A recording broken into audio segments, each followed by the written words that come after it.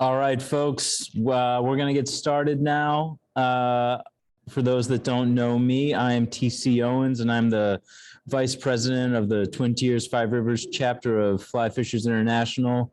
And I just want to welcome everybody to tonight's monthly meeting. We have Master Fly Tyer Sun Tao here with us tonight, who will be talking to us a little bit about how he got into fly fishing, and we'll be tying some flies for us. I'm going to run through a couple quick program announcements, and then pass it over to Bob Carlson, who will introduce Sun, and then Sun will take it away.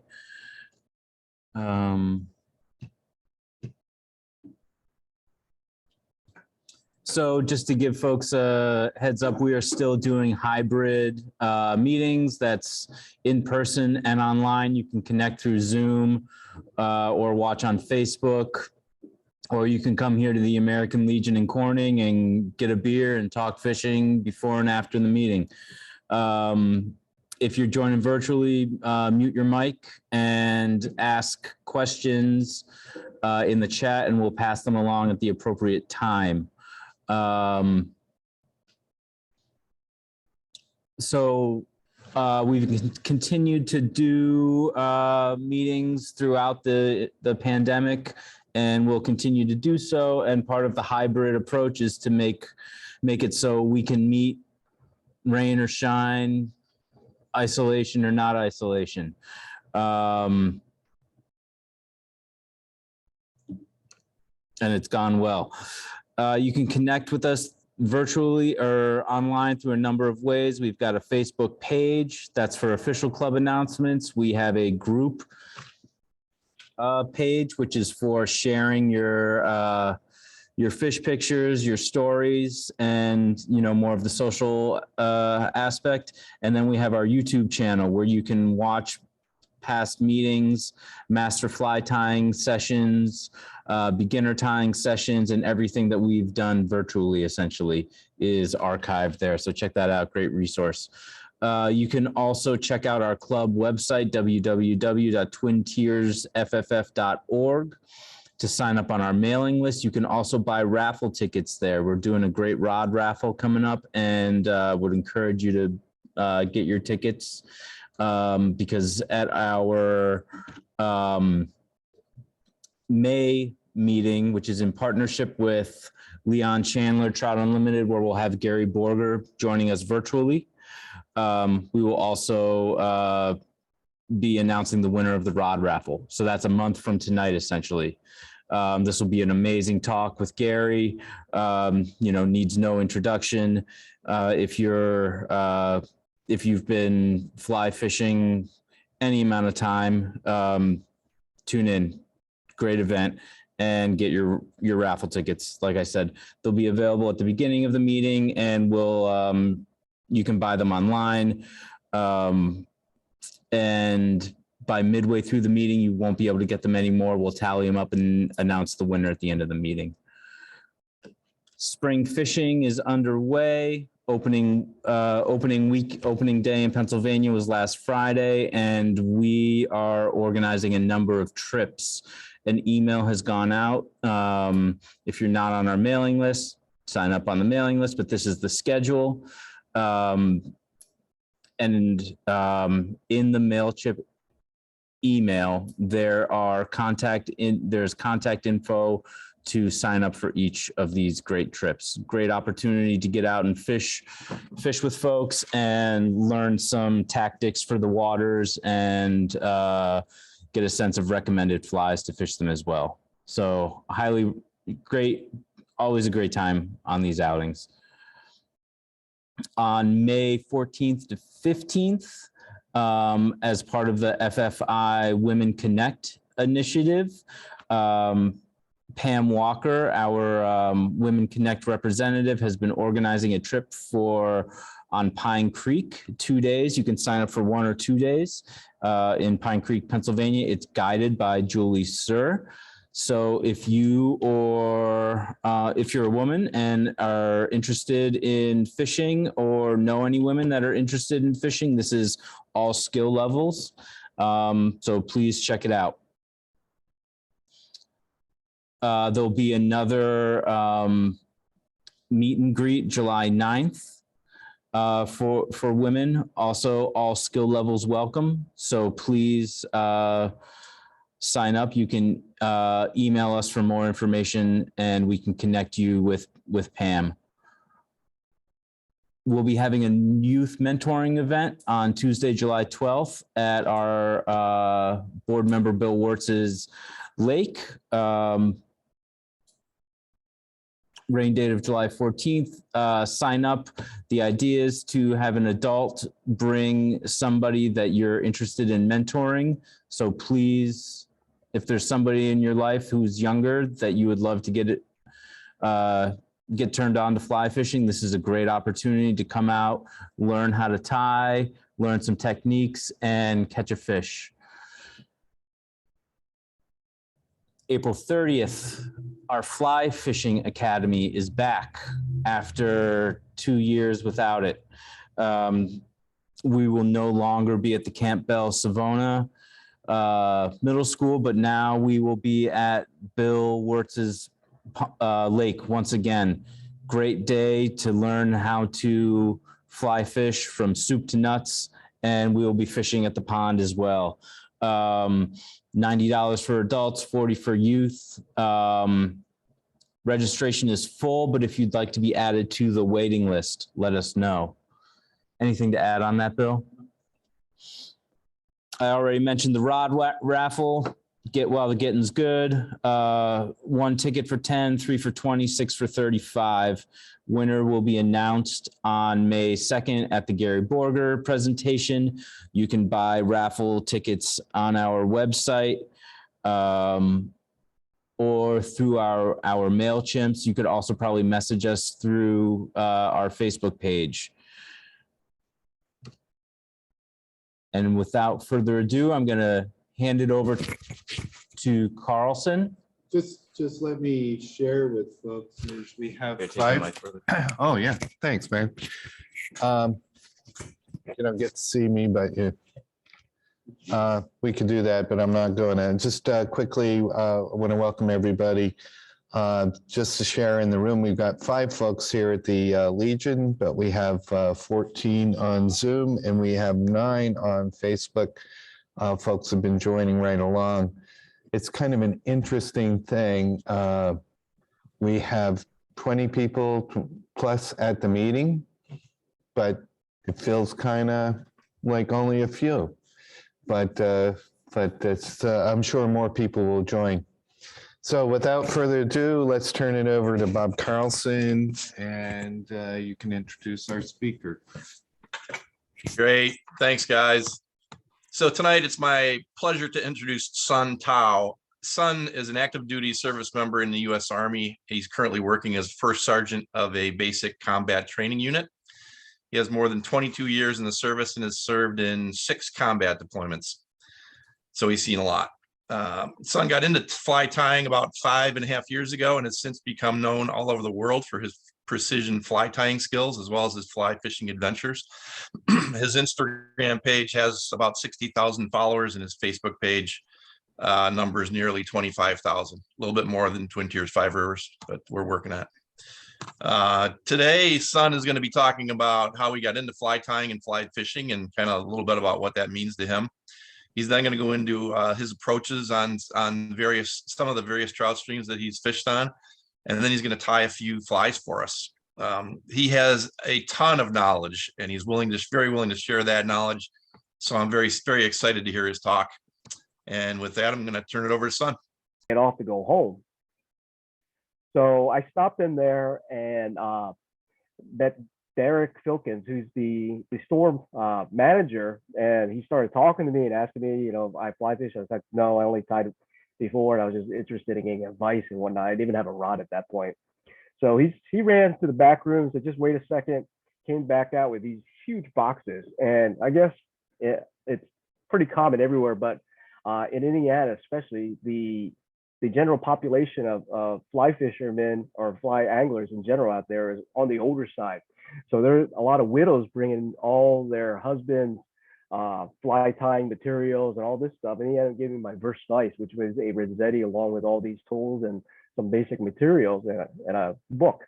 It's the book's called The Founding Flies, written by Mike Vallow of New York.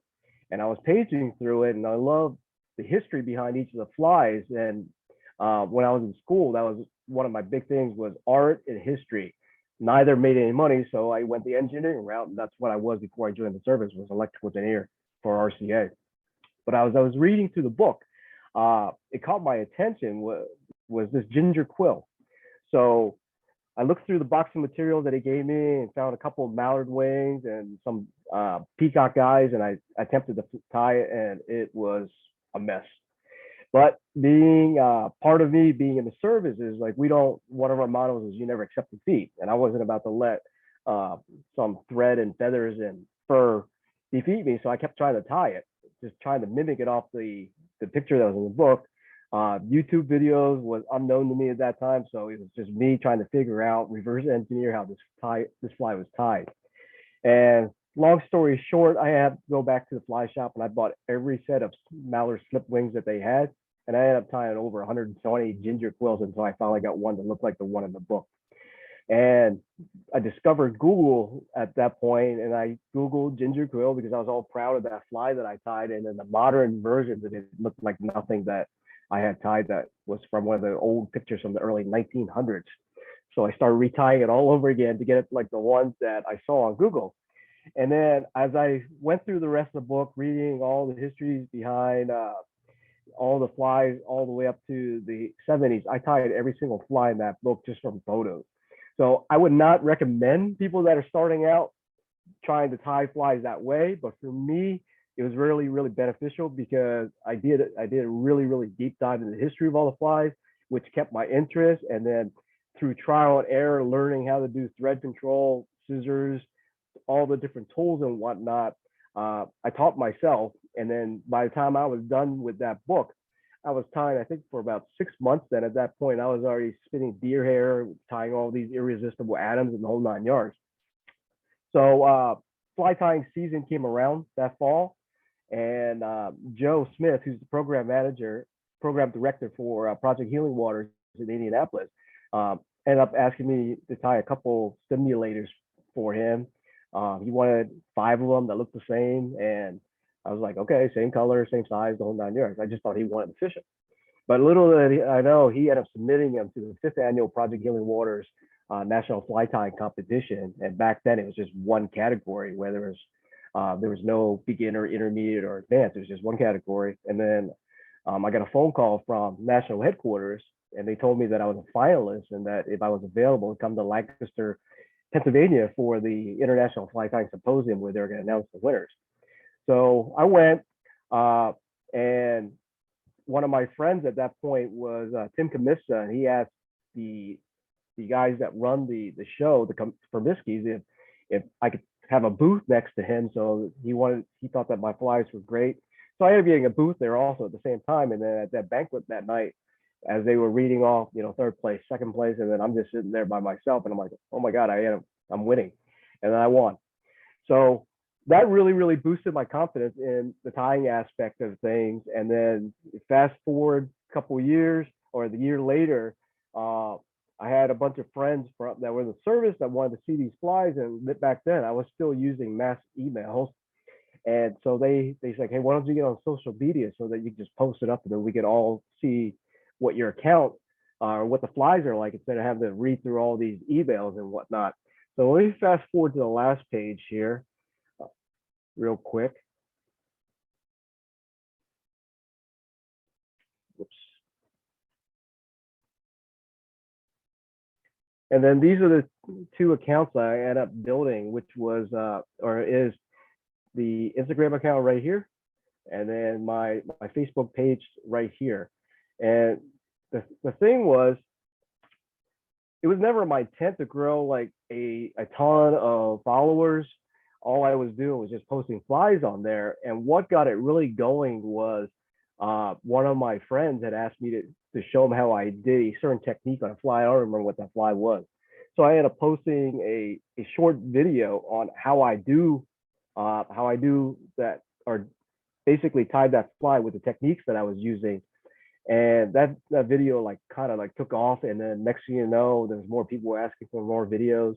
And then between that, a combination of the fish I was catching, the account just kept growing and growing. And then as the years went by and the followers grew, more and more companies were asking me to be an ambassador for them. But the one that really took me back, now looking at it, was Whiting Farms, because Whiting, as you're well aware, is one of the big names in the fly tying industry. And here I was at that point, I was tying for like 13 months, and they asked me to join their pro team, and I didn't even know what the pro team was.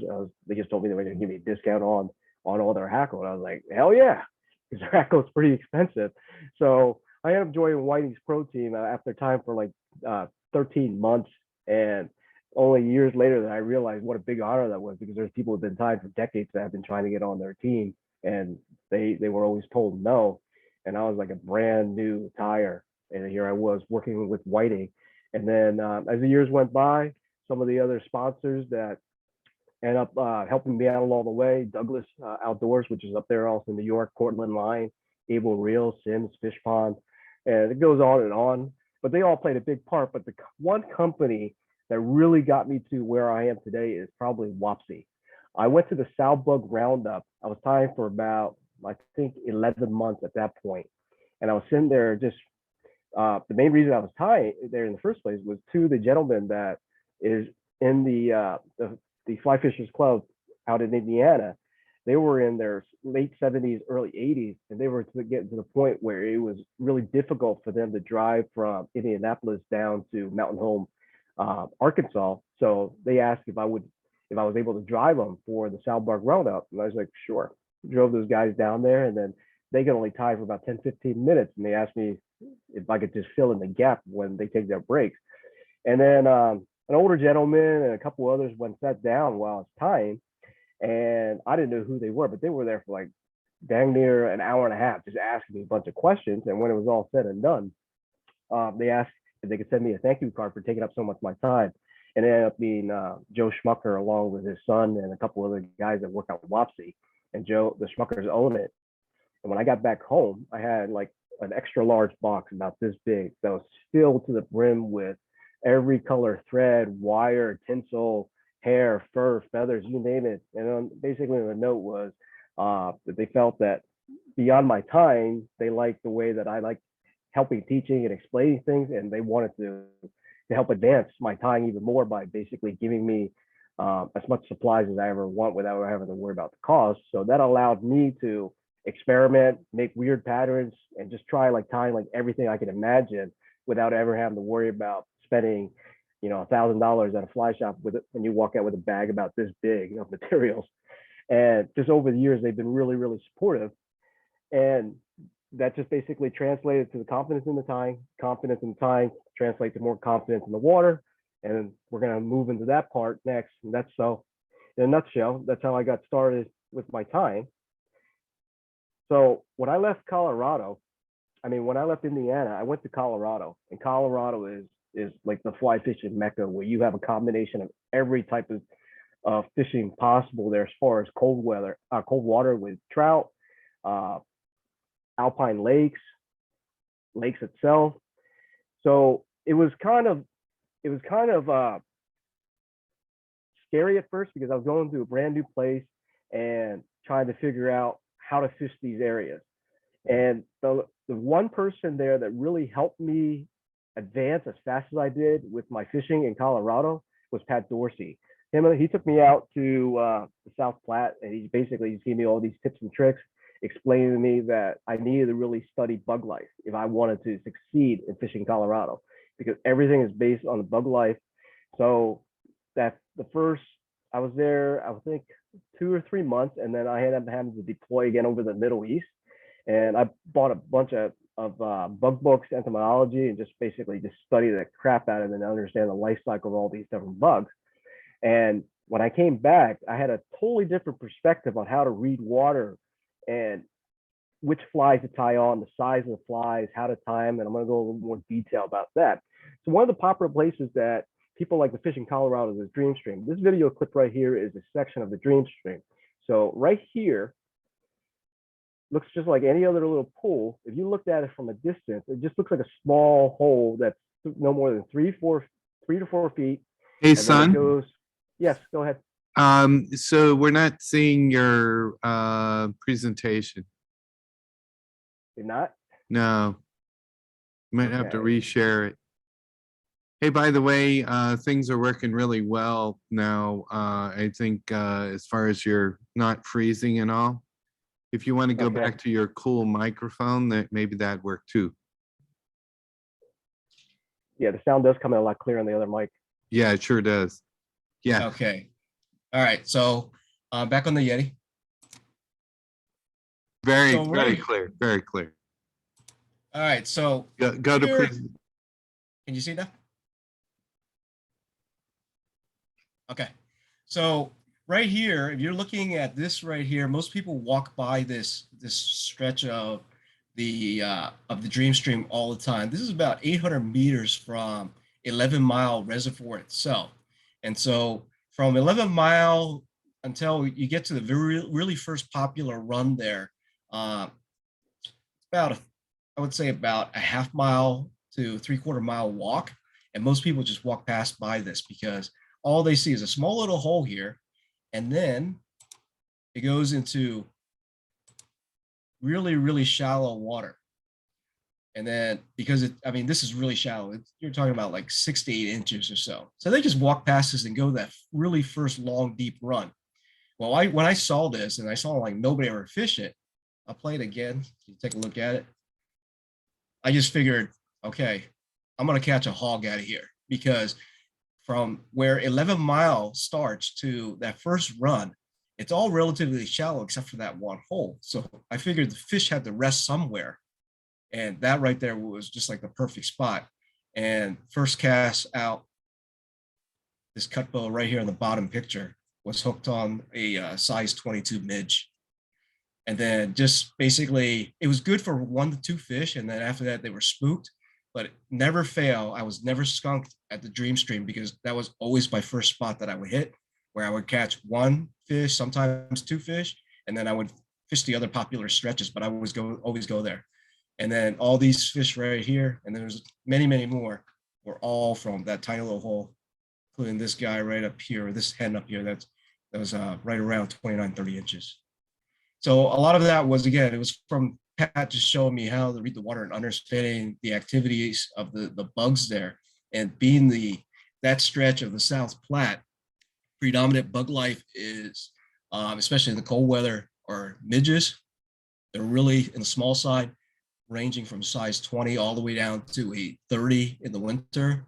So this one right here was called a size 26 midge. It's really, really weird because anywhere else, most big fish this size won't even look at a midge because it's not worth their time. But on all the tailwaters, that's predominantly what you'll catch most of the fish on, are small midges. And then moving into each of the seasons, understanding the hatches and then the sizes of the flies. And that's basically how I started fishing Colorado.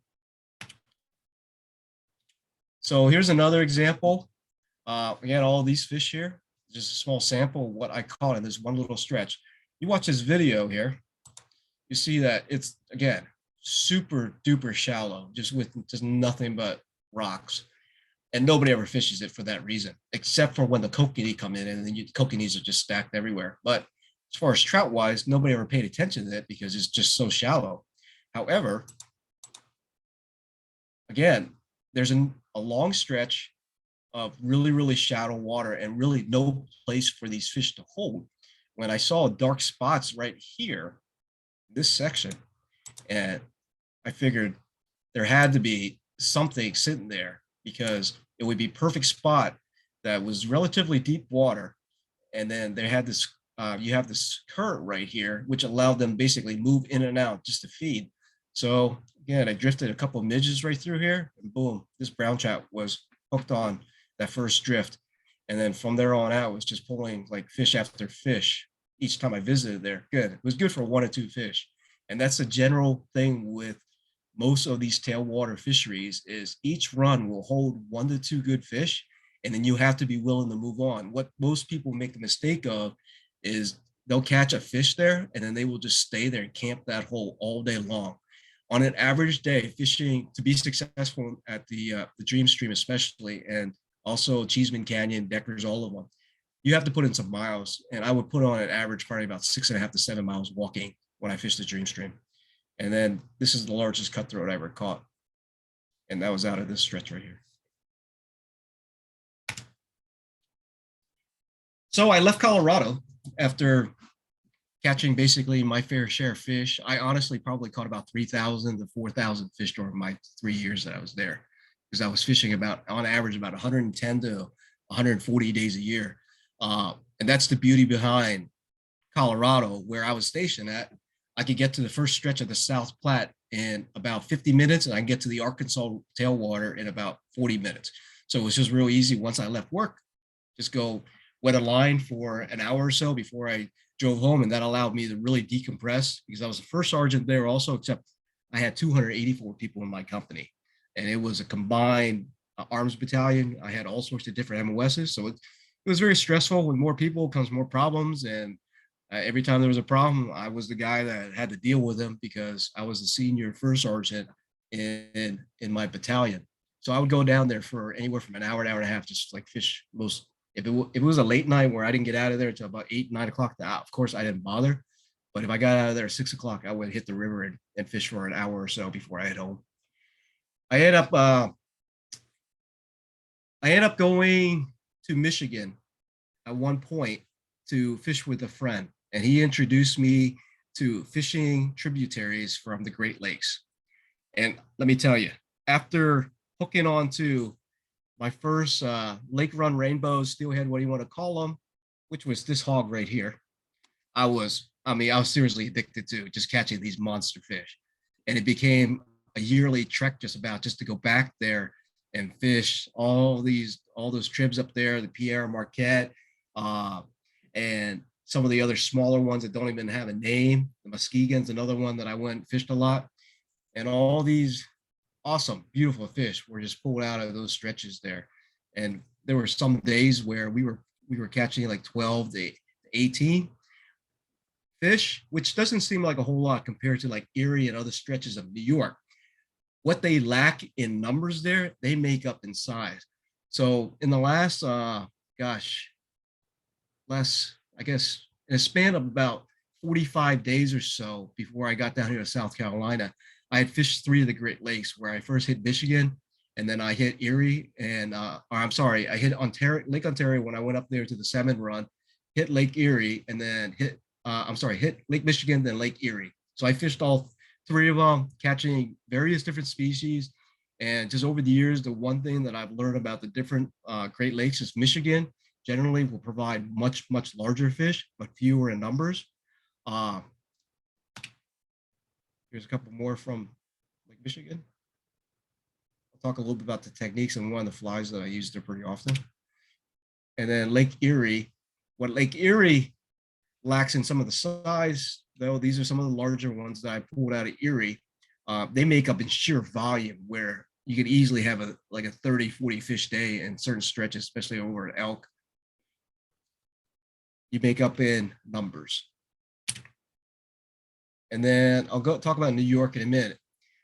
So I'm originally from Pennsylvania. However, I don't get to fish Pennsylvania as often as I like due to the service. But every time I do go back home, I usually take anywhere from 2 weeks to 30 days vacation. And then I end up fishing at least half of 2/3 of that time. So coming from Pennsylvania, I have a lot of friends that are there that are really, really into Euro nymphing. And I can't stand Euro nymphing, I'll be honest, but it does work very well. And I almost always just Euro nymph when I was fishing Cheeseman Canyon in Colorado. However, I didn't want to catch those 8 to 10-inch fish that a lot of the guys that are Euro nymphing out of Penns Creek and some of these other popular creeks in PA. I wanted to catch some of these hogs that I hear about. So the last time I went back to Pennsylvania, these were all caught in the last 6 months. I wanted to catch nothing but just like big fish. So I made it a concerted effort just to go hog hunting.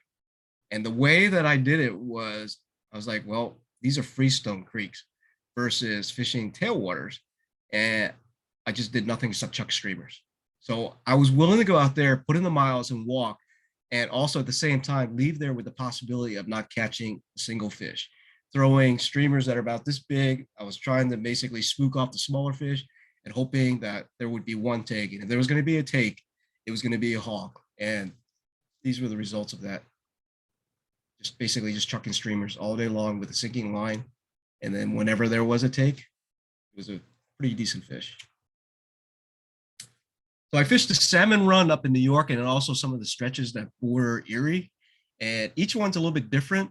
And the one thing that I learned is that the techniques to being successful in each of those Great Lakes is completely different. You can't go in there with any of those waters with the mindset that I'm going to do this because it worked real well when I fished in Erie and try to apply it to some of the other lakes. It just doesn't work as well. You catch fish, don't take me wrong. And that's where a lot of people will have problems is they'll like, for example, drag bottom with a lot of weight in an egg, let's say, in the Salmon River. And then they try to go fish Erie the same way. They're going to catch fish. There's no doubt about it because eggs produce, but there's better ways to catch more fish. And for me, especially when it came to Erie, was fishing small little white crystal buggers that were about, I would say, no more than an inch and a half long. They were either all white or with grizzly, and I caught more fish on that fly. Another popular one that's developed by a guy that's out in that area, Jeff Blood, is the White Death. That worked really good too. However, in New York, I was getting more fish either drifting soft hackles or swinging them, or on crystal meg eggs versus just traditional eggs. Now, what New York that I found has compared to the other Great Lakes is that it has the most variety by far, where at any given moment you could be pulling in a king salmon, a steelhead, a coho, large browns. There are more large lake run browns at Lake Ontario compared than any other Great Lakes that I saw. This is the last one that I got this past fall. And also the scenery up in New York, I think, is a little better than Erie too. And then last but not least, my favorite place to go is Alaska, where if you truly want to go experience fly fishing and just be completely immersed with nature and nobody else around and just more fish than you can ever imagine, you got to go to Alaska. It's I would tell people that if you just had to pick one trip to go that's in the US itself, go to Alaska, where you will experience hog hunting, lots of fish, and it's on easy mode because most of the time I'm just straight using 0x tippet, where we're not going down to like 3x, 4x, or any of that. It's 0x. But in some cases with the kings, we were tying on like a 20-pound test for the king salmon. And it just, in each of the months in the summer provides a completely different experience. And the trips that I like to take there are the remote trips where it takes 3 flights to get to where I'm going. And you don't see another person for the period of that entire 7 days. And we end up catching like anywhere from 20 to 50 fish generally a day. It gets so bad with my arm that I usually have to switch to either a 10 weight or 11 weight just to reel in some of these rainbows because the arm's so sore from these guys up here. But Alaska is amazing. I have another trip the last week of August of this year. So back in social media real quick, and then we're going to get into the tying. These are an example of the videos that I post up there that people seem to really love, where an average one of these videos will hit anywhere from on the low end, like 1,200 likes, and to some of the more popular ones up to 14 million. It's pretty large disparity. But these are designed to give people a general idea of something to tie and how to tie it. And if they need more tutorial, like on a step-by-step, I could always point them in the right direction with either good YouTube videos, because there's a lot of garbage that's on YouTube, people that shouldn't be posting stuff, or if they just have a specific question, I can answer for them. But for the tire that's a little bit more advanced, then it gives them the gist of how to tie a specific fly without having to sit through 12, 15, 20 minutes of instruction.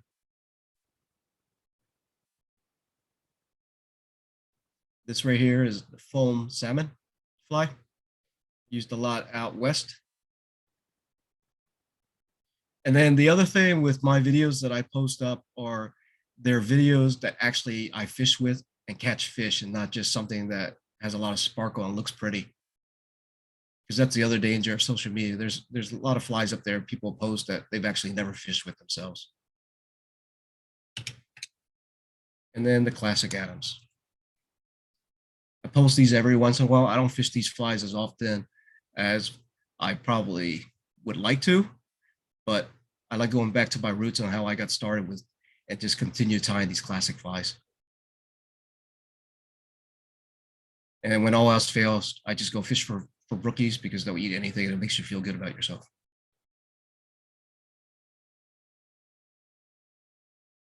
And these are all 30 seconds long.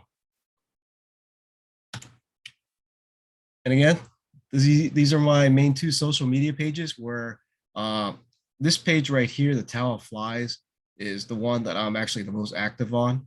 And I will post generally anywhere from 1 to 2 video clips per day on there. And then this one here I just maintain because it has such a large following and then it appeases to the masses. But I'm way more active on the Towel Flies.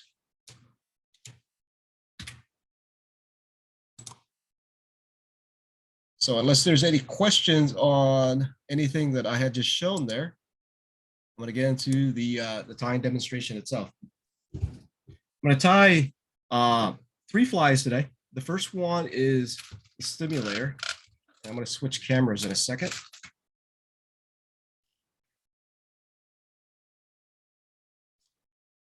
This fly here can be tied in a wide variety of sizes.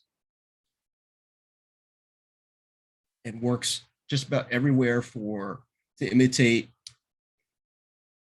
stoneflies, caddis, salmon flies, or hoppers. And there's a million different variations how to tie them. So one of the big things that I have continued over the years now with these videos is trying to help new tyers out. A lot of new tyers are really scared to start asking or to start posting photos or video or ask questions because with social media, there's good and bad where you get to meet a lot of really good people, and then there's also a lot of jerks out there.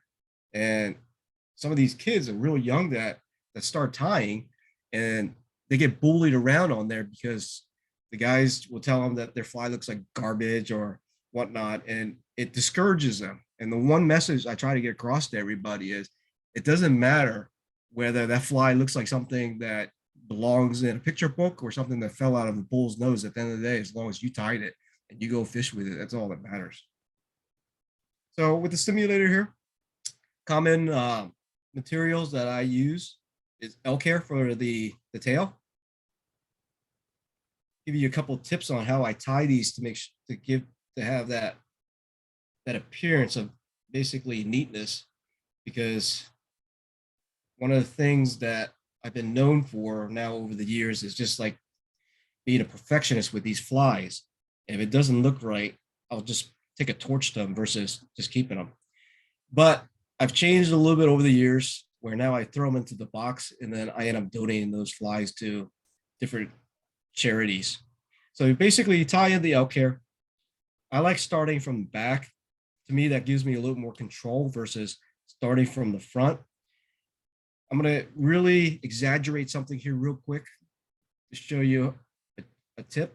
So the problem with most people when they tie in any type of hair is because the hair are hollow.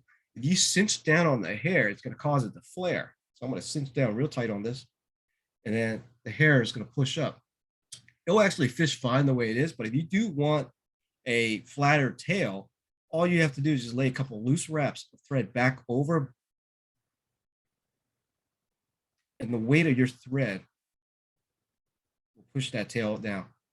The same deal with the rest of the materials that we end up tying there. So once you tie in the tail, basically just trim all these butt ends. It doesn't have to be super clean and neat at that point because all this is going to end up getting covered up.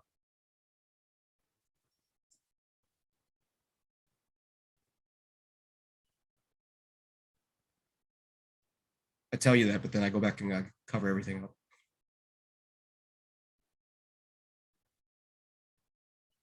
Next material is the hackle.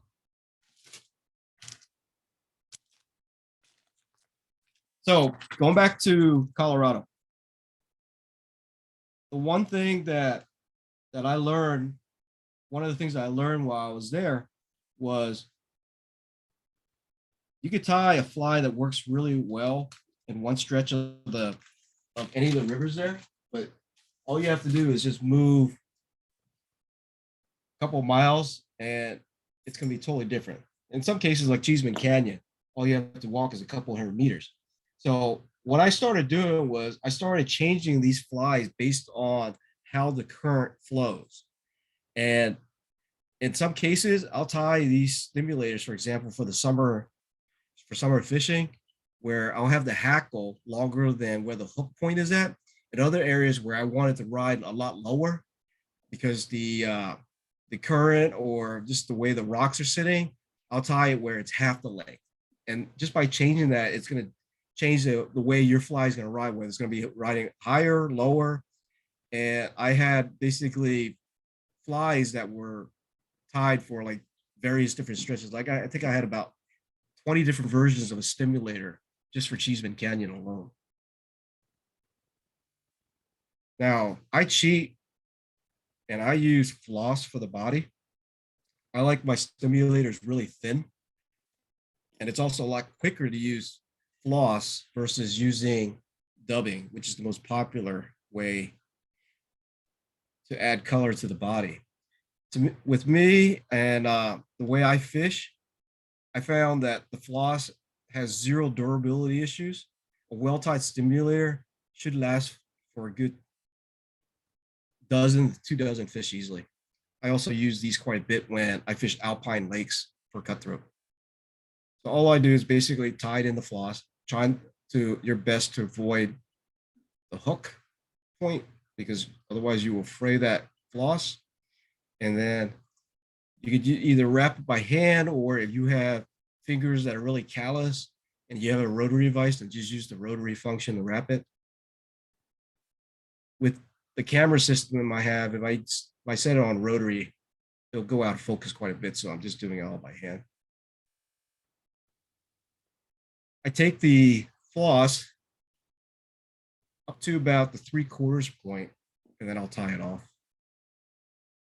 From there, I take the hackle. Again, you could use the rotary portion of the vise or wrap it by hand. And I actually found that I can get much better wraps if I do manual wraps versus using the rotary.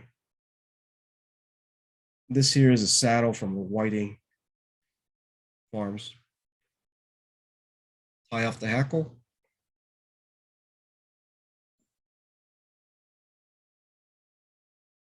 And then to help the wing lay down a little bit flatter, I'll also trim the top since the top adds really nothing to the fly. So I found this other neat variation to the stimulators by accident. It was actually my buddy that discovered it. And he was going to fish the southern mountains in Colorado. He was chasing after cutthroat, and he asked me to tie some stimulators for him. And I did, and I threw in some crystal flash for an underwing, just for the heck of it. And it ended up becoming like his best producing fly. And then, so when I ended up moving out there, I tried doing the same thing, and it just worked wonders. We couldn't really figure out why, just that little bit of a change in the fly caused it to have like a 2-to-1 strike ratio compared to just like a standard stimulator. And the only thing that we could attribute it to was that if it looks like a bug that just rose out of the top water column, it's gonna have a little bit of a gas bubble on it, and that little bit of extra flash just gives it that bling, like it's an emerging insect or it's stuck like a cripple. But it worked really well, especially for cutthroats. From there, we're going to tie in the wing itself. Again, it's more elk.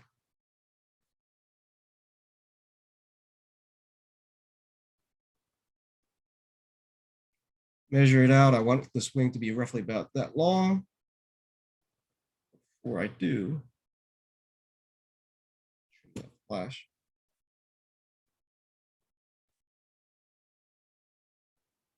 And then all I do is I pinch the side of the shanks, do 2 loose collecting wraps, and then cinch up until it flares.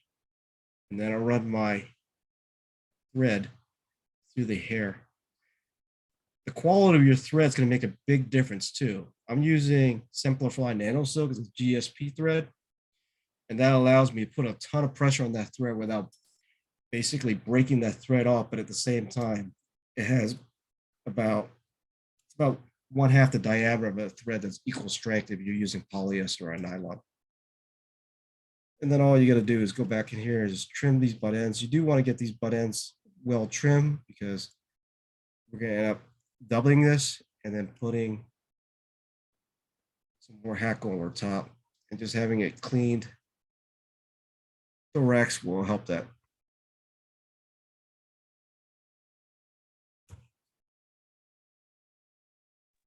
Hey, son.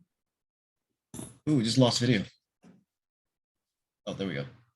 Hey, son, is there anything special about the elk? Oh yeah. So one of the things that I'm really anal retentive about is the quality of the hair. For the longest time, every time I would go to the fly shop, I would go straight to the hair section and go through every pack of elk hair that they had. So what makes a big difference with elk is it depends on when that elk is harvested. If you have elk that was a winter harvest, you're gonna get a ton of underfur on it, and it will just cause you a lot of problems in the long run of trying to get that hair to lay a certain way. And what I mean by that is with the underfur that they use basically to keep themselves warm during the winter, all the hair has basically ends up being curved. So over the course of that winter and that until that elk is harvested, all that hair is thick and bushy with that underfur, and they'll all have a curve to it.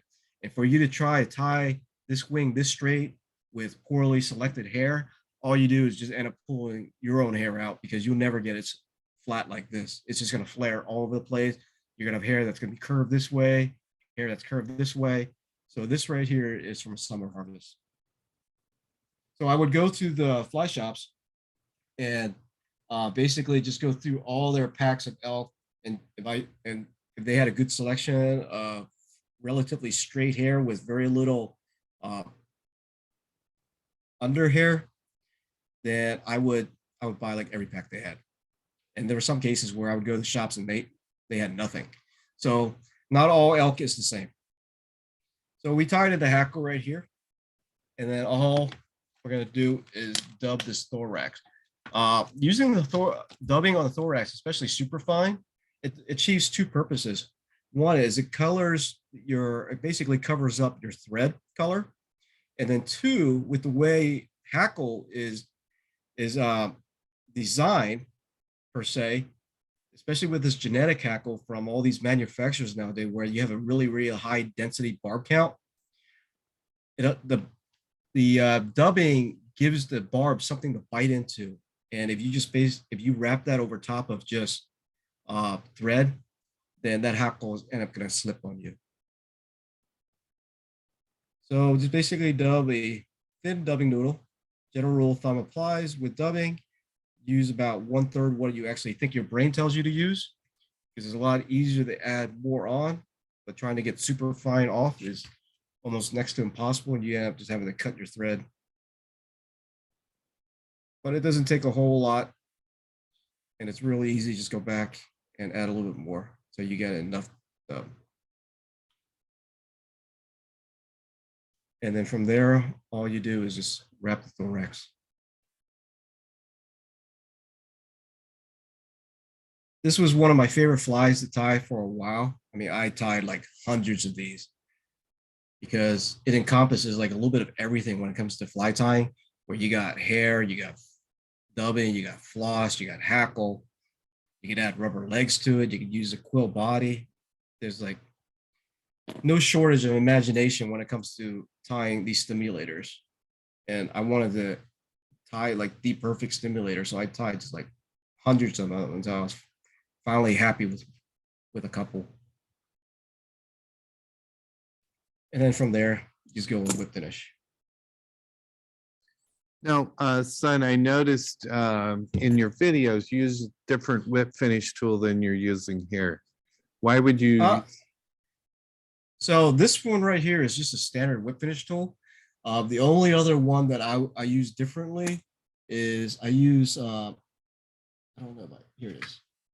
I will also use a midge whip finish tool. This one here is really, really small. See it in comparison to the size of my hand. Tiny whip finish tool. And then I also will do a hand whip finish. And I will also use a half hitch tool too. So you got to excuse the little bit of loose GSP that's right there by the hook eye. This is a macro lens, so it picks up everything. But to the naked eye, you won't even see it. And right there is the stimulator. Once you tie enough of these, you can crank these down like 8 minutes or so. This next one here. Sorry, go ahead. So it's called the stimulator. Is it got another name to it or something? Yeah, it's another common name. The actual real name to it, but if you mention it, nobody's really going to know what you're talking about. Basically it's an improved sofa pillow. And then there's a lot of argument that goes back and forth on actually who created that fly, and the actual original creator of that fly. His name is Jim Slattery out of Montana.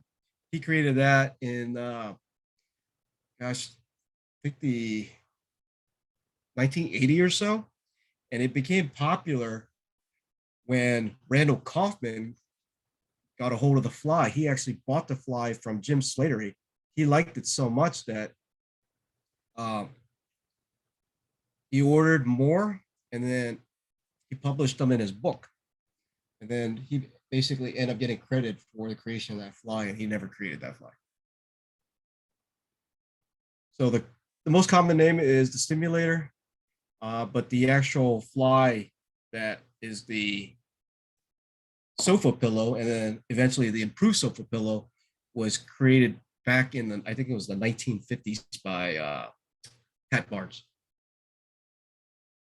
But every version of one of these stimulators since then is just another variation of that sofa pillow.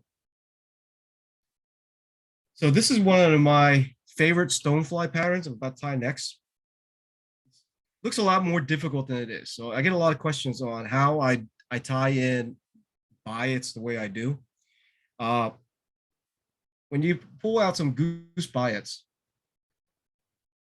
depending on where you pull the biots from, they're different lengths, different thickness. So this here is towards the back. You can see on right here, they're a little bit on the thicker side. So these are perfect for tails. However, if I tie an antenna, I'll go to the very tip of the goose biot, and you can see how much skinnier these are. So all I do with these here is, I don't do it with all my stonefly, but some I will tie in these antenna up front when I get to an area that has just like super duper picky fish. And just a small little difference in the fly sometimes can result in either catching fish or not catching fish. But if I can, I'll first try fishing them without any of the antenna on. But overall, the stonefly the finish fly just also looks a lot better once you add the antenna, but they're absolutely unnecessary. All I do is just basically tie them in right there. Clean up the butt ends on the biots, and then we'll finish.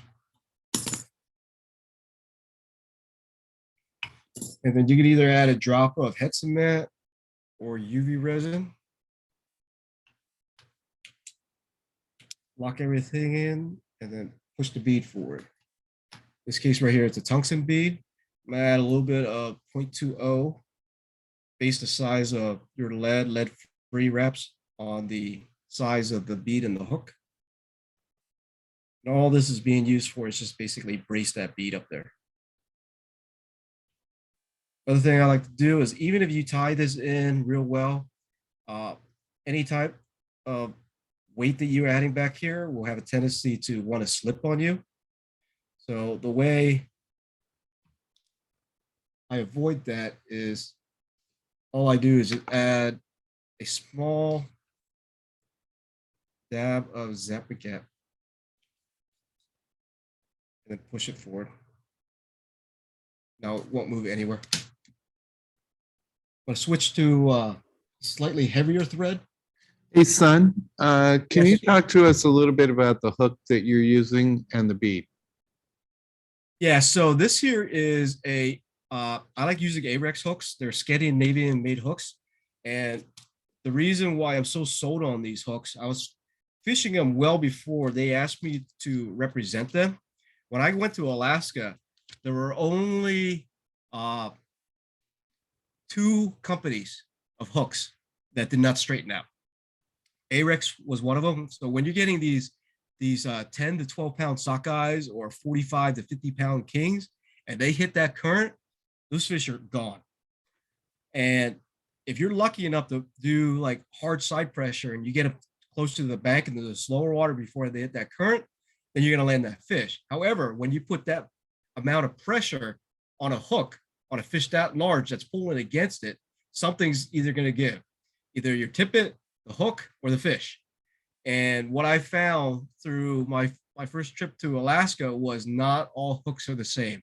So some of the real popular ones that that I brought up there that a lot of people tie with did not hold up against those fish. Like the partridge hooks, I didn't have a single partridge that lasted like an entire day. They all eventually straightened out one time or another. Gamakatsu hooks, the only one that held up were the glow bug hooks. Their B10Ss, they were among the quickest to bend. And then fire hole hooks, don't even bother with large fish. They will all either break, those broke or bend. The old Mustad hooks held up. The newer ones did not. And then these Arex, I didn't have a single Arex hook that failed on me. And after that, I was sold and I just started just tying on Arex hooks all the time. And then because I was tying on them all the time, they got a whole whiff of my account and then asked me if I wanted more Arex hooks, as long as I just continued just tying on them. But the beauty behind that company also is that they allow me to tie on anything I want. So I'm not limited to just tying with just the Arex hooks, but these are by far my favorite in the arsenal. So this here is the 531. It's a barbless version. They do make standard with a barb too. And this hook here itself is ideal for tying these stoneflies. It has that natural curve to them. But the other thing about them is it's the exact same hook I use for the stimulators. So that's the same hook that you use for the stimulator? Yep, same hook. And what size is that? This one here is a 12. That stimulator was tied on a 10. And then they go all the way down to, I think the smallest size they have is 18. So when it comes to tying in goose bias for the tail, the trick is you want to get a little tiny ball back here, ball thread. You could use dubbing also. I just get it started with the thread. And then from there, I advance my thread up and then I'll add a little bit of UV dubbing to create that ball. This is the clear stuff. So it's going to take me probably 2 applications. And I'll explain why in a second, why you want this little ball back here. Let's go with one more. It is a lot quicker with just like a thicker UV resin, but I get more control with that little brush. So with this ball back here, when you tie in the goose bites, you want them to flare.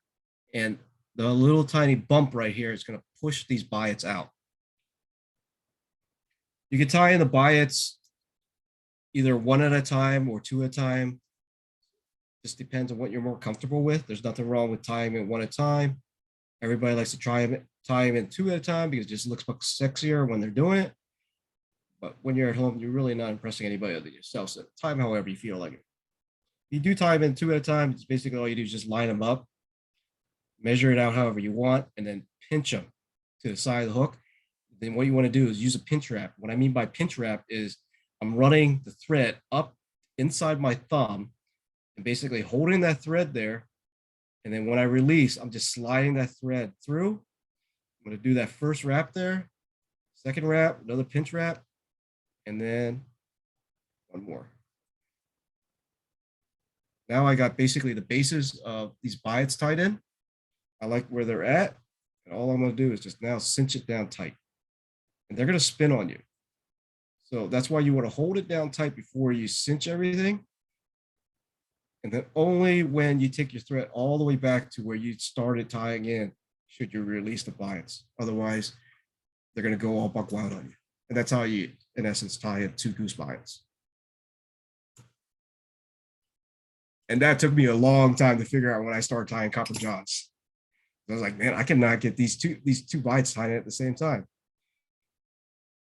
So with this stonefly here, this one here specifically, I'm trying to mimic the golden stones, but this here, you don't have to stick to just this color. You can tie it in all black, in orange, wide variety of different colors.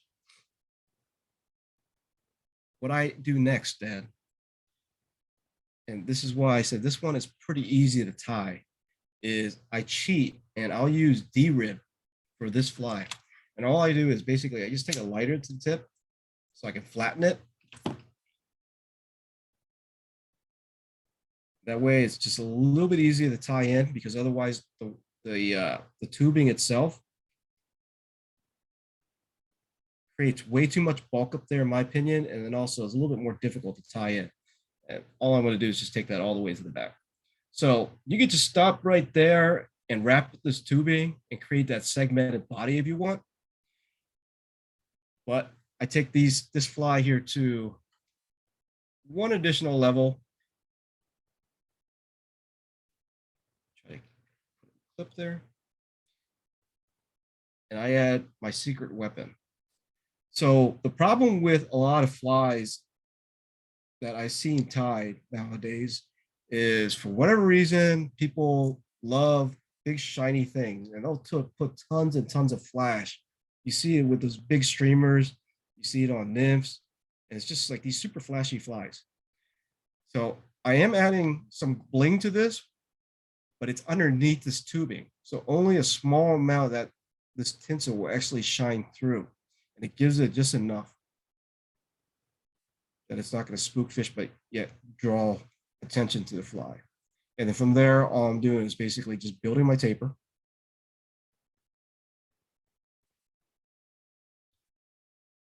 And then wrap the tinsel up.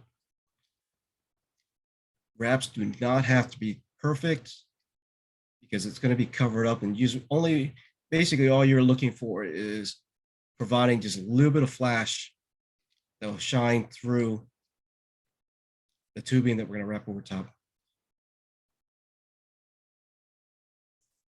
And then trim. From there, take this tubing, tight first wrap, then looser to provide that tapered, segmented appearance. And then as you get near the tie-in point, you want to tighten it up again and then just tie it off. Really, really quick way to build a segment body on a fly. And as you can see, that flash is a lot more subdued compared to just having gigantic flash back on it or throwing flash over the wing case. People tend to just find any reason on earth to add more bling to flies nowadays. And then add in the wing case.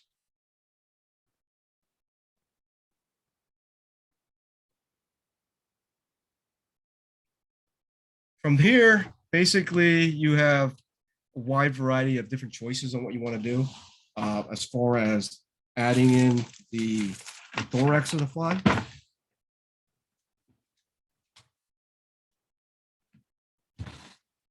Wait 1 second. Got to grab the dubbing. I got to the point where I have so much dubbing that I had to use these. Switch my camera real quick. You get a kick out of this. So this is maybe 1/4 of the dubbing I have. I have to put in this Tupperware. And then I have about 2 or 3 more that are just filled with nothing but dubbing.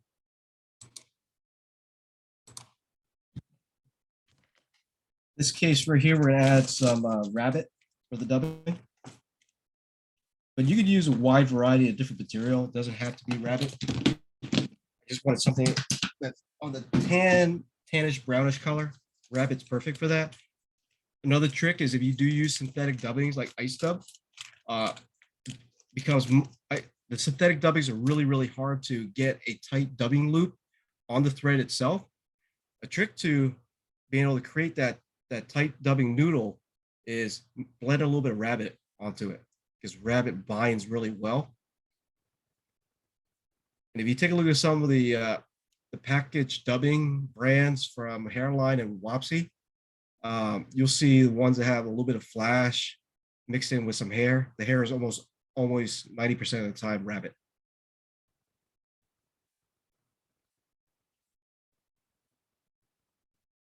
Just add enough that we can create this thorax. I want it to have a slight bump right here. Basically what it's doing is it's going to simulate the wing buds of a stonefly.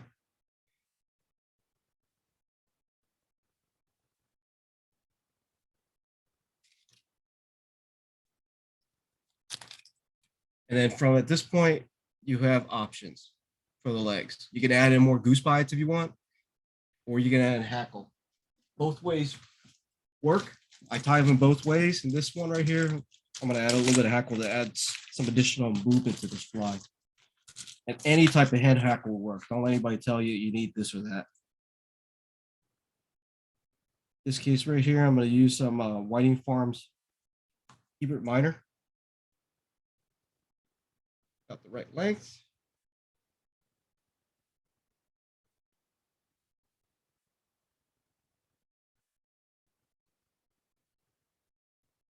So basically preen all the barbs back. And then do a couple wraps in the front, a couple wraps in the back. And then trim.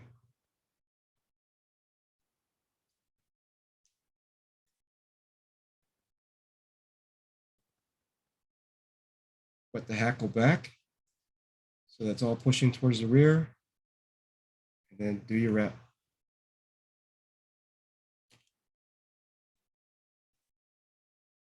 So just addition of this hackle just gives this fly just a little bit more life with the movement, especially with the hen. And then from here, all I'm going to do is just preen as much of this hair or this hackle down as I can. And the ones that don't want to cooperate, I just take the scissors to them.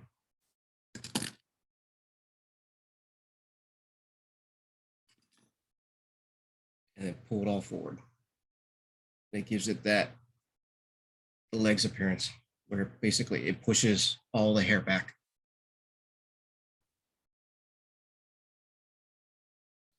And then a couple in front. Hey, son, did you say what that wing case was? It's thin skin. It's thin skin. Any particular, it looks transparent.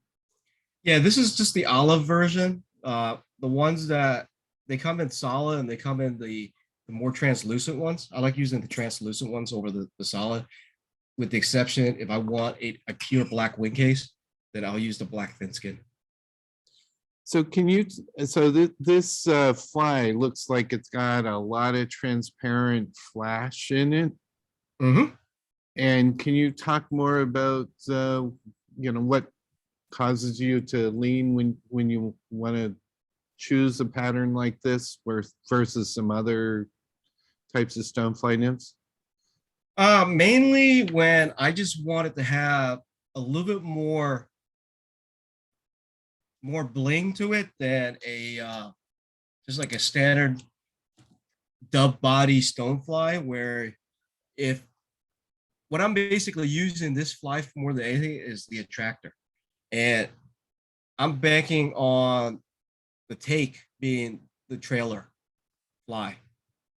And then in some cases, you will get the fish that will see this fly, ignore it, but then they'll see like a midge or an egg or something behind it, but they'll take that. Or if you manage to coincide a fishing trip with stoneflies coming out of the water, you want that stonefly to be slightly different than all the other ones that are coming up. And sometimes all it takes is just that tiny little bit of transparency and that bling that's showing through for them to go after this versus all the other ones that are coming up. So it separates the fly from the other masses. And lastly, if you're fishing an area that gets a lot of pressure, just a slight little difference in the stonefly can help with picky fish too, because everybody will tie them with dubbing, everybody will tie them with wire, but not a lot of people tie them with the D-rib or the transparency or the flash underneath. So I just changed my flies up a little bit.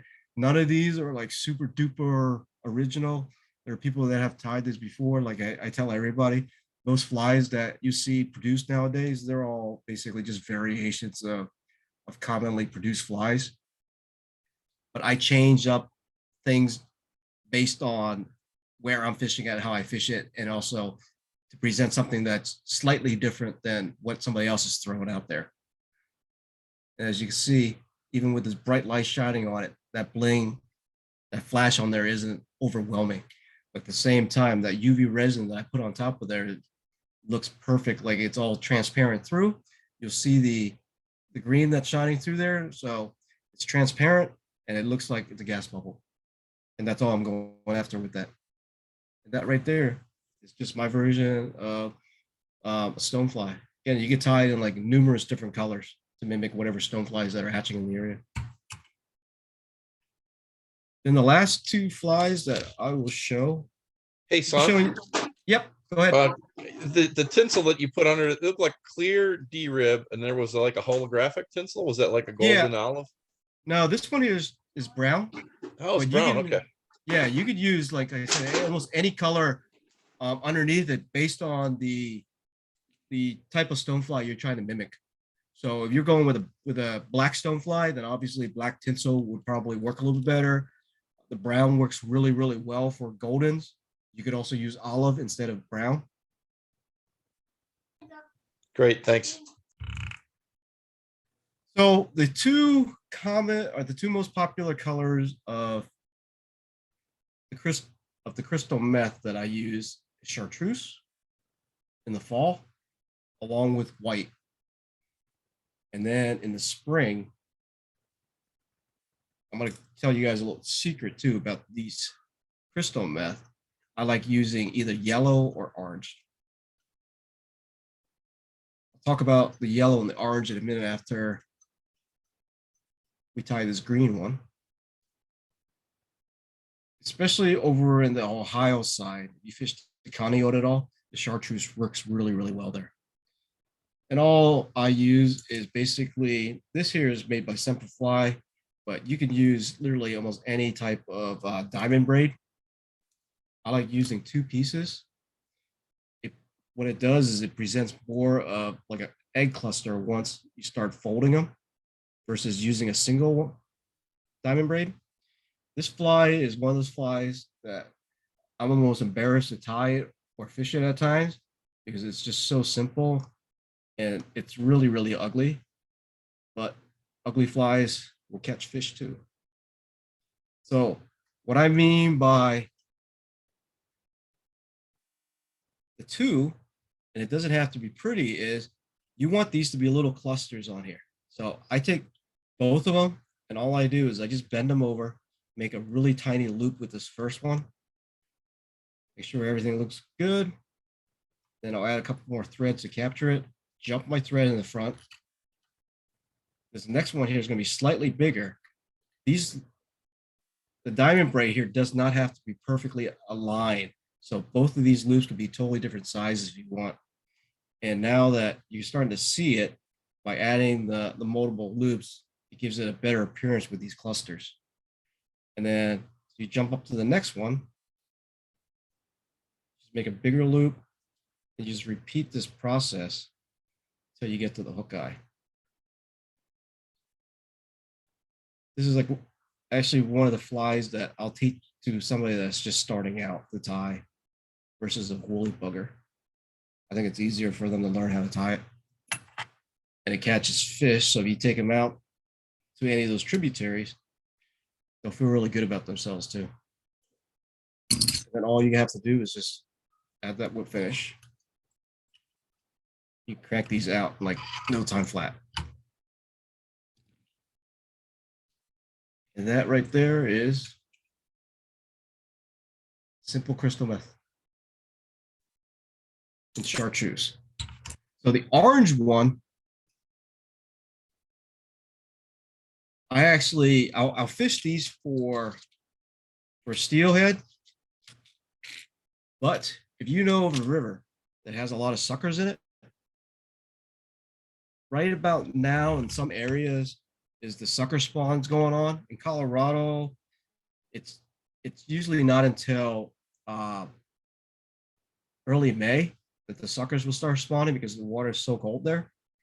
And I block off my calendar just to make sure that I'm able to fish that sucker spawn. And I'm not after the suckers. You will inadvertently catch suckers while you're out there.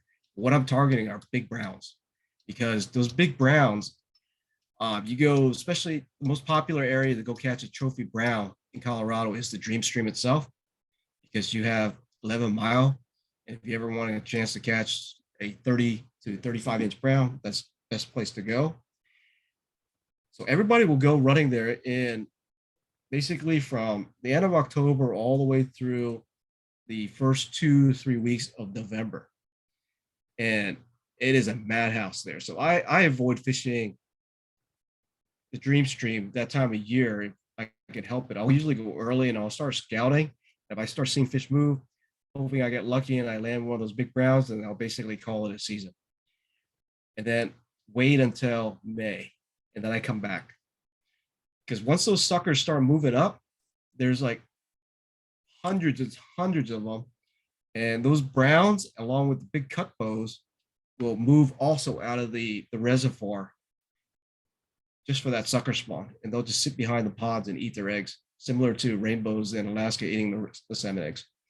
So I've caught more big browns during the sucker spawn than I ever have during the actual brown run itself. And orange and yellow are the two colors. But it also works in the spring for steelhead too. Really, really simple fly to tie. Doesn't require a whole lot of materials. And it's really quick. Hook I like to use on this one here are either the Gamakatsu glow bug hook or the Arex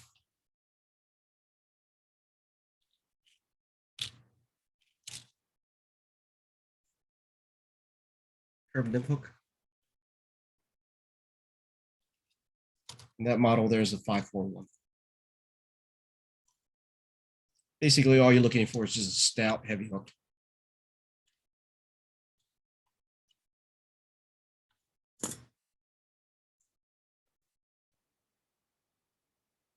So if you haven't tried these, and you know there's suckers that are spawning in whatever water you fish, throw a couple of these that are in the orange or yellow one, whether it's bass, trout, whatever the case may be, you'll catch fish on it. because it's just too much protein and there's so much of it that they really can't stop eating it. Spring for steelhead. And then in the fall, I like to use that chartreuse. I like to use that white.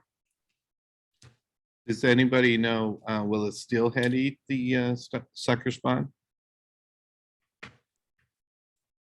Or the spawn from suckers, I should say.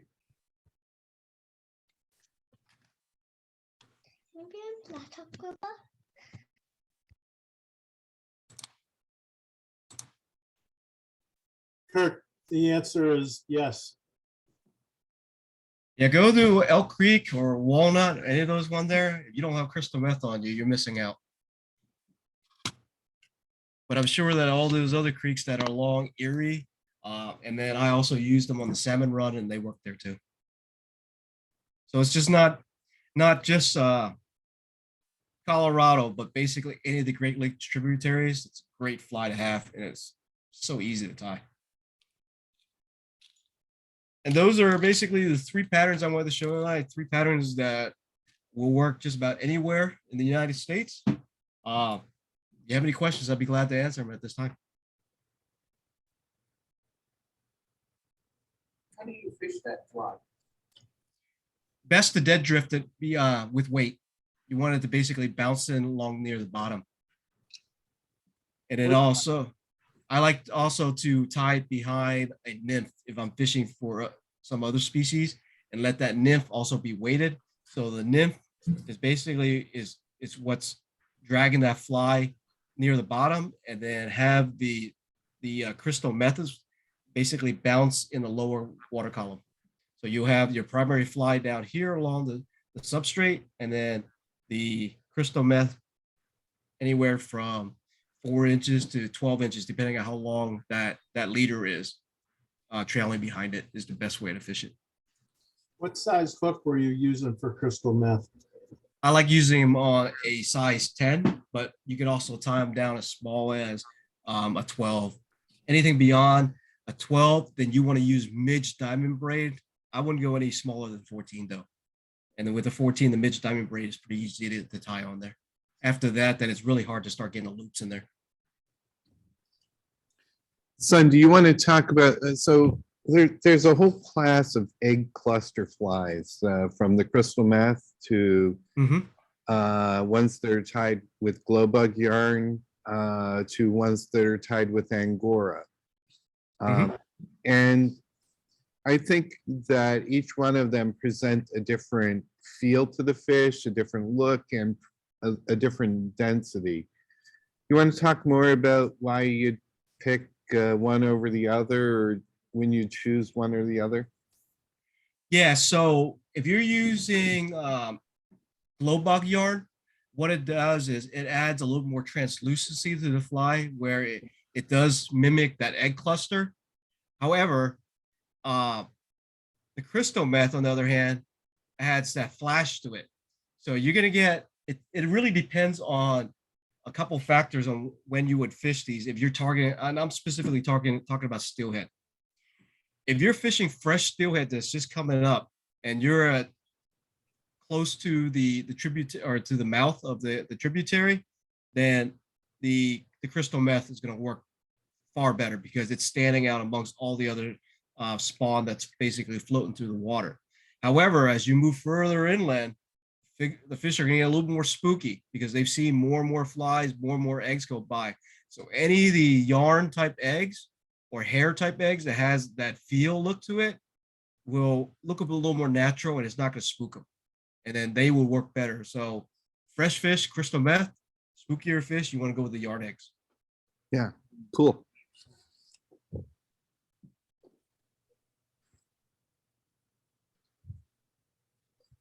Other questions? I have a comment rather than questions. I'm a veteran myself, and I appreciate your service to our country. Thank you very much. We're sitting in this part of the American Legion, and I'm past commander of the post, very active. We work with our ritual team doing military honors. And it's a privilege for me to do that. And certainly, we're here to, our mission with our ritual team is to honor veterans, both present and past. And we certainly are, it's a pleasure to have you here tonight, sir. I retired as an E8. I trained as, I came in the National Guard, didn't get deployed, so I was just lucky, but I trained as a medic, trained as a cavalry soldier, and then went into engineering. So I have a good mix. The training was good. I learned a lot. I grew a lot. But thank you very much. Well, thank you for your service. A little bit more detail about why I joined in the first place, because once I graduated college with my engineering degree, I was living a pretty cush life in Lancaster County, where the very low cost of living, having really no school loans because I had a lot of scholarships going there, and I was living a really, really good fat life where I was going to North Dakota duck hunting and going to Canada fish for pike. I wasn't fly fishing then, but I was traveling all over the place. And then 9/11 happened, and 9/11 happened. I enlisted in the military in October of 2001. So the main reason behind that was it wasn't so much being patriotic that played a small part in it, but being immigrants when we were living in a refugee camp in in Malaysia. My father was what was equivalent to a colonel in the South Vietnamese Army. He helped the first group of special forces when they arrived there in the late 50s on how to basically go into jungle warfare. And he was being hunted down because of his service. And he would have got caught, they would have executed him. So we fled the country. And we had no family in the United States. We had family in Europe, we had family in Canada, Australia, a couple of other places. And we applied for political asylum in all those countries, and they all said no. The US was the only country that said yes. So my father was the one that told me, hey, you're the oldest, you're going to join the military, you're going to pay back our family's debt for being allowed to come to the United States. And then our culture, your parents tell you to do something, you don't question, no matter how absurd it may seem at that time. When I'm working as an electrical engineer to suddenly joining the infantry on active duty. The plan was never to do 20 years though. It was going to be 3 and then get out and go back to my job. But life changes. And now basically 21 years later, I'm here and I'm about to retire in the next 2 years. Yeah. Thank you, sir. Yeah. By the way, I realized our camera went out, so give a wave there, Dick. There you go. Yeah. Other questions?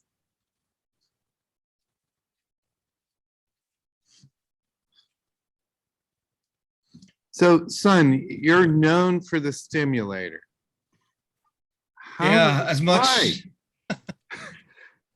How did that happen?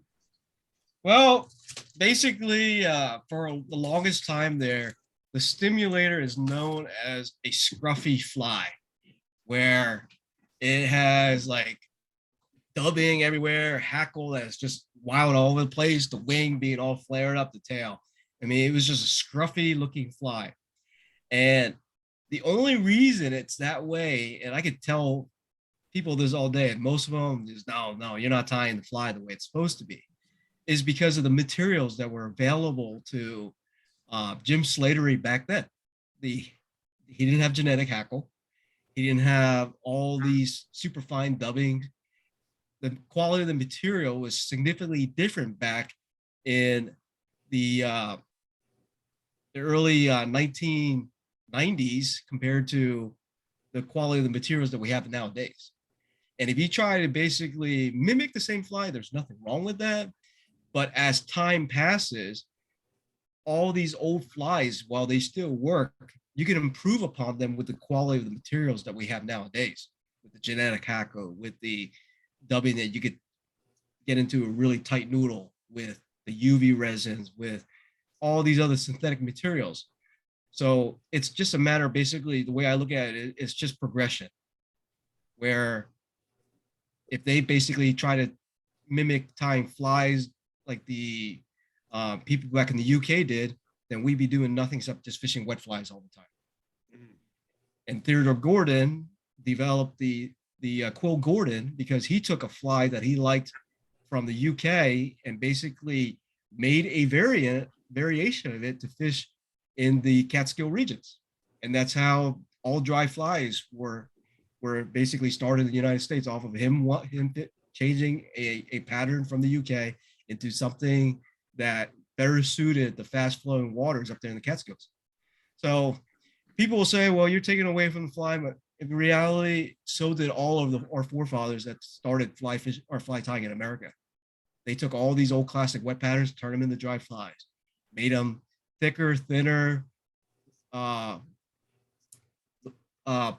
Lee Wolf is a perfect example of that. So the Royal Coachman, while it's a gorgeous fly, fishes very well, it doesn't hold up because of the wings and the body and the whole 9 yards. It's good for 1 or 2 fish, and then that thing will just sink like a rock. And they didn't have the floatants like we do nowadays. So Lee Wolf then took basically the Coachman and created the Wolf, the Royal Wolf, which became a much more durable fly with the deer hair for the tail and then the calf tail for the wings and a bushier amount of hackle on that. It was a better floating fly that withstood more and more fish. So they have been doing that for like 100 years now, where they've been taking flies and then just improving upon flies. And that's all I did with the simulator. A little bit longer answer than you probably expected, but that's in essence is all of us, all we're doing is just basically using materials that we have nowadays and improving upon proven patterns. I'm a big stickler for saying that every fly that's pretty much created nowadays is just variation of something that works. All you're doing is just adding something different and improving upon it. There ain't that many geniuses out there. Most flies are already created. That's why I don't name any flies, even though Umpqua is one of the people that sponsors me, and they hound me for 5 years now to submit flies, and I have no interest in that. People want to take something I tie that they think is different, that's a variation, they want to submit it, they can get the 2 cents a month or whatever it is from Umpqua. I could care less. I'd rather just teach people how to tie and use my platform for other reasons than trying to monetize off of flies. To me, that's silly. And then going back to the American Legion, the VFW, and vets in general. So one of the other advantages I have as the followers grow is that I teach more and more veterans how to tie, more and more active duty service members how to fly fish, and then also just bring awareness to all the issues that the veterans have too, where it's not as simple as just serving your 3 years. You carry a lot with you. You leave the service a completely changed person, completely changed, where most people don't even recognize you after you do 9 weeks of basic training, let alone 20 years of service or longer. Son, what's your recommendation to become a more proficient fly tyer? The one thing that I did that helped me and what I recommend to people is do not accept the fact or the saying that ill fish. If you know you did something wrong or you didn't tie it right, just don't settle for it. Basically scrap the fly, undo it, tie it over. And then as long as you continue setting that as your standard, you're going to have more consistency with your flies, and you're not just going to accept something that's less than what you're capable of. And that's how I live my life with the military. That's how I apply it to tying my flies. Now you're always going to have a small little variation where, okay, you didn't get exactly, 14 wraps of this or 12 wraps of this. You might get 10, you might get 9, but as long as it's within that small type parameter, then you're fine. But if you start where wings start flaring everywhere and you got a crowded hook guy and you're like, oh, it's fine, then you will never improve because you will always be willing to just settle. It's making the realization that this looks like shit and I can do a lot better than this. And then just not accepting that fly that you didn't like at all. Because again, like I said in the beginning, if you tie a well-tied fly that you're really, really happy with, and it only matters to you that you're happy with it, you will have more confidence when you fish that fly than something that you just settled with. And that fly will also last a lot longer than anything you buy out of a fly shop.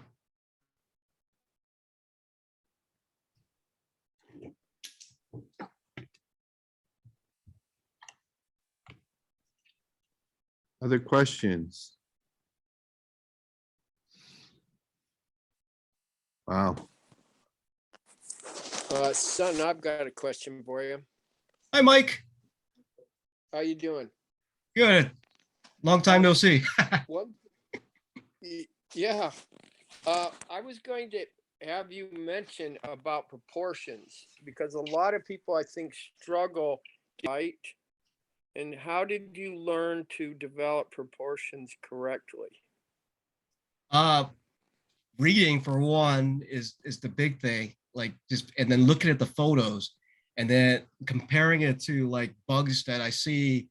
Like for example, when I was in Indiana and I was already tying stoneflies, but there's no stoneflies there. So I looked at the photos and I wanted to make sure that the tail that I'm tying on is a certain length. And I wasn't sure what that length should be. So all I did was just did more research on it. Okay, it should be about a hook gap in length or a hook shank in length, depending on the pattern.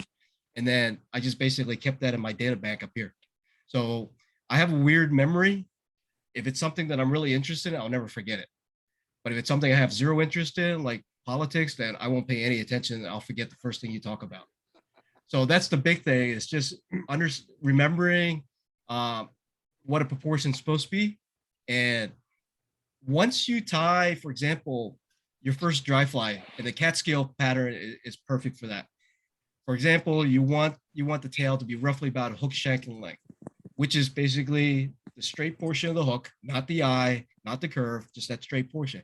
You can apply it to every other cat scale pattern just about, except for the Dorados Harrier, which has a shorter tail. But all the other ones will have the tail that's roughly hook shank in length. So you can apply that same proportion to all your other dry flies that you tie. The same deal with the hackle wraps. If you're just tying a traditional one, it's like 3 in the back, 2 in the front.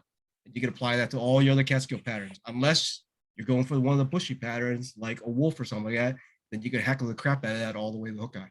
And then the wings, generally hook shank and length. So there's a common trend right there where you have the tail, hook shank and length, and you have the wings, hook shank and length. If you look at real life mayfly, those are the rough proportions of how long the tail is and how long the wings are.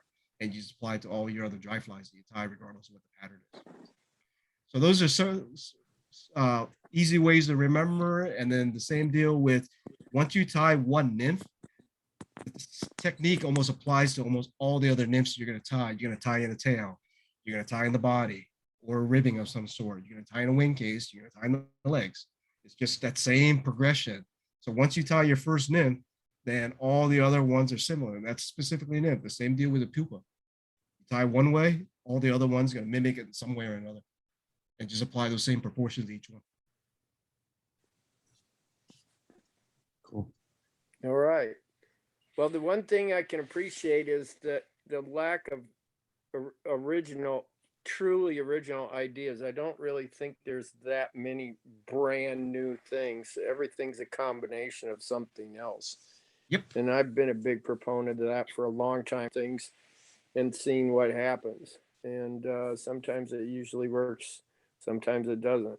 So anyway, I'm glad you recognize that. That one thing that Whiting used to hand out was a directory of flies that had 64,000 flies in it. And I think I looked through the first 2 pages and realized it was pretty much another 6,549 of pretty much the same thing. So Yep.